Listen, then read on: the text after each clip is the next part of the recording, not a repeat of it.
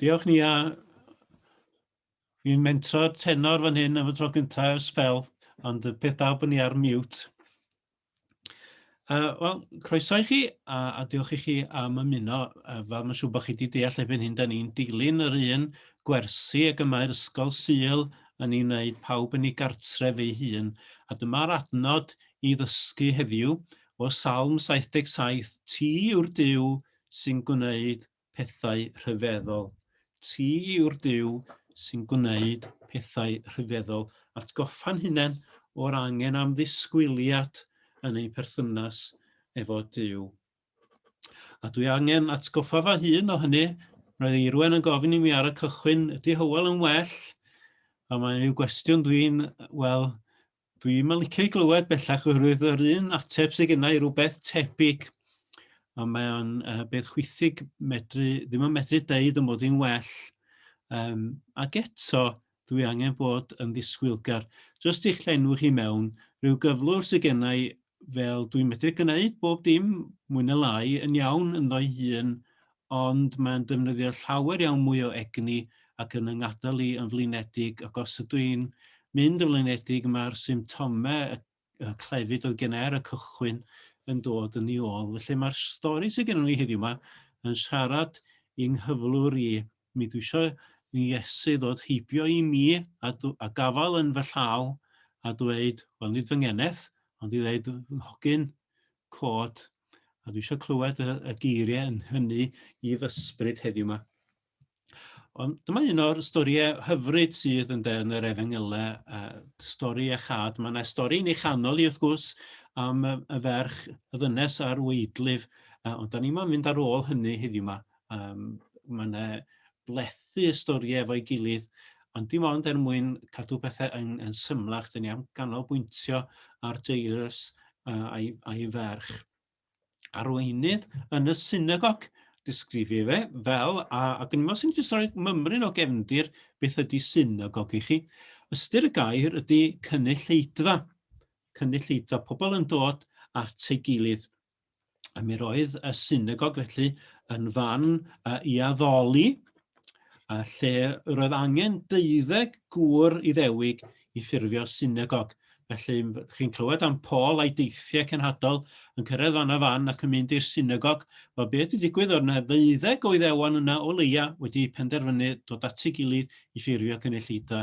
Ond edwch chi yn Philippi, doedd na'm digon, doedd na'm 12 yno, felly mi roedden nhw'n mynd i gyfarfod wrth lan yr afon, a faned yma fo'n cwrdd â Lydia. Felly mae eisiau 12 i ffurfio y cynulleidfa, ac felly a hwnnw'n cael ei alw'n synagog. Ond mi roedd mwy na man addoli. Yn y synagog mi roedd yr ysgol leol, y plant oed cynradd fysa ni'n deud i gyd yno yn dysgu eu llythrennau ac yn dysgu hefyd ysgrythurau. Yr hogiau yn benna yn dysgu y Tora, a'r merched yn dysgu'r salmau a'r hanesion. Felly mi roedd gennym nhw wedyn eu cymhwyster fel tad i ddysgu'r gyfraith i'w plant a'r fam i ddysgu stori gwaredigaeth i'r cenhedlaeth nesaf. Felly hynny yn beth yn ddiddorol. Felly mi fydda yna hefyd bywyd y gymdeithas yn troi o gwmpas y synagog, gofal cymdeithasol o'r anghennus a'r tlawd ac yn y blaen. Felly, sech chi dychmygu fod arweinydd y synagog yn ŵr o barch a statws yn ei gymuned. A da ni'n gweld hynny gyd dim ond yn yr ymadrodd mi roedd yn arweinydd yn y synagog. A felly pan mae hwn yn dod at Iesu, allwn ni ddychmygu fod pawb yn sbio i weld o be mae Iesu am wneud ynde. A mae ferch, ei unig ferch, yn 12 oed yn wael hyd at farw. Am siŵr fysa nofelydd yn medru ysgrifennu do'n i'm faint o gefndir i'r hanes hwnnw. Oedden nhw wedi methu cael mwy nag un, oedden nhw wedi colli plant eraill. Mae yna lawer o dristwch a gofid yn does, dim ond yn y madrodd hwnnw, unig ferch yn 12 oed a hithe nawr yn wael hyd at farw. Mae yna dristwch yn y stori. Be mae Iesu mynd i wneud? Wrth gwrs, mae o'n mynd gyda'r arweinydd gyda Jairus. Cyna fe gawn ni'r hanesyn am y wraig a'r diferlir gwaed. Ond wrth cyrraedd, wrth agosau at y tŷ, dyma dwi eisiau ganolbwyntio arno yn fyr heddiw yma. Mae yna bobl yn wylo ac yn galaru drosti. Wel, wrth gwrs, dyna ddim Daily Post na Facebook ar y pryd, a mi roedden nhw, wrth gwrs, oherwydd y gwres yn claddu ar fyrder yn yr adeg yma, a mae'r arfer hwnnw dal yn y dwyrain canol yn gry iawn. A felly, os ydych chi am roi wybod fod yna brofedigaeth wedi bod yn y teulu, mi roedd yna wylo a galw pobl wir yn broffesiynol i ddod i elaru drostoch chi a lledaenu'r newydd fod yna rhywun wedi marw. A dyna sydd yn digwydd. Mae yna grio mawr, a mae yna guro bronau, a mae yna rwygo dillad, a mae yna lludw a sachliain yn y galar hwnnw. A mae Iesu'n cyrraedd ac yn dweud rhywbeth. Ar un wedd mae'n gysurlon, ond ar wedd arall mae o'n medru teimlo wel, insensitif fydda'r gair, ynde? Peidiwch ag wylo, nid yw hi wedi marw, cysgu y mae. Peidiwch ag wylo, nid yw hi wedi marw, cysgu y mae. A meddyliwch am yr oll o'r teimladau, uchel teimladau oedd wedi codi, a Iesu'n deud rhywbeth fel hyn. A mae'r ymateb chwerthin yma yn beth go naturiol yn dydy.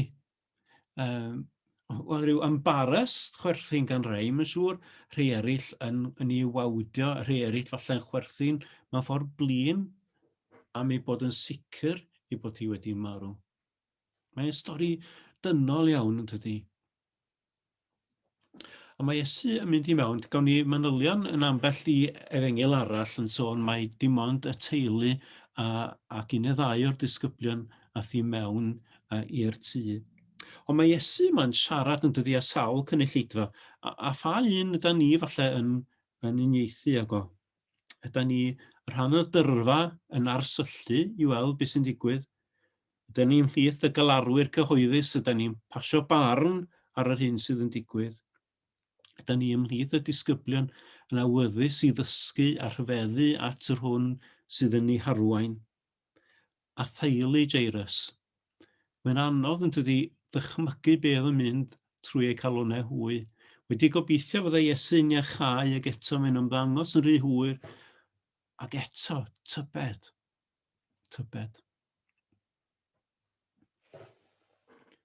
Mewn â ni i'r tŷ. A dyma rhai o'r geiriau hyfryta dybiwn ni yn y Testament Newydd. Gafeulodd ef yn ei llaw a dweud yn uchel, fy ngeneth cod.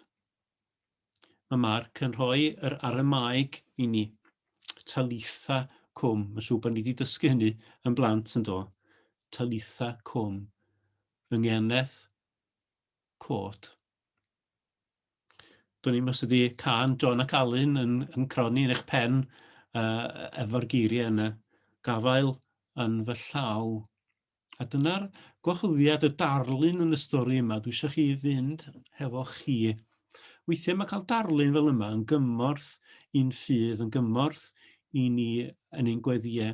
Mae'r Iddewan yn well na hyn na ni. Da ni rhyw gysyniadol, meddwl am syniadau, rhesymeg ag ati yn y gorllewin. Ond yn rhaddodiad yr Iddewan, mae cael syniadau a darlun geiriol, fath a dweud fod yr arglwydd yn amddiffynfa gadarn. Duw sy'n noddfa ac yn nerth i ni, dychafaf y llygaid i'r mynyddoedd. Maen nhw'n ddarluniau sydd yn gymorth i ffydd. Dychmygwch yr olygfa, dychmygwch eich hun yn y stori. Gafeulodd ef yn ei llaw a dweud yn uchel fy ngeneth cod. A beth bynnag o ein cyflwr ni heddiw. Gadewch ni wahodd Iesu i mewn i'r tŷ, i mewn i'n cartref, at erchwyn y gwely, i afael yn ein llaw. Talitha cwm. Fy ngeneth cod.